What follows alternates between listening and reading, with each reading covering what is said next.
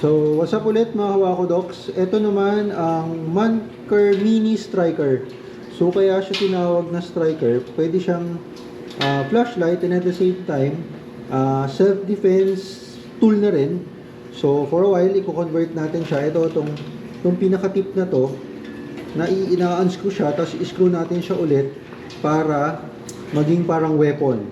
So, ito, assemble lang natin mga Kawakodocs at wala tayong tagahawak ng camera for a while. So, ito na ulit siya mga Kawakodocs. Ayan, kinabit na natin yung parang striker niya kung tawagin.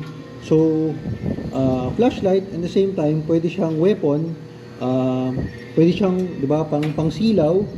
Then, pag ginawa mo ganyan, pang stab. So, yan siya. Kaya siya tinawag siguro na mini striker. So, ito, tatlong mode pa lang yung natatry ko dito. Hindi ko pa nababasa masyado na pag-aaralan yung manual.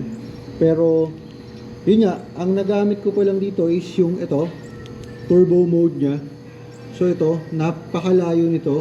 Napakalakas ng beam distance nito. Alam ko parang nasa almost 600 meters yung high niya.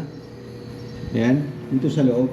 Kita-kita nyo naman mga Kawakodocs kung gaano siya kaliwanag. So ayan. So, pag pinress natin siya ulit, ayan, ito yung second mode niya.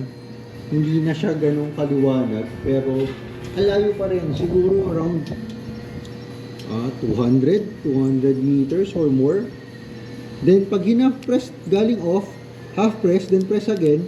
Ayan, half press, then press again. Ito yung SOS mode niya. So, ito yung pwedeng pangsilaw sa attacker kung sakali. Then, tsaka natin siya i-strike. So, ayan. So, again, mga Kawakodocs, Manker Mini Striker. Ayan. So, ganyan lang siya kaliit. Mas malaki pa yung palad ko. Yan ang ganda ng color niya, green. So, again, turbo mode. Ayan. Kitang-kita natin yung nyug. Hindi ko lang alam kung kita dito sa camera natin. Ayan. Napakaliwanag. Tabi-tabi po lang po kasi medyo gabi na. At nasa forest, nasa parang forest type na lugar tayo. So yun lang mga Kawakodocs, again, Manker Mini Striker.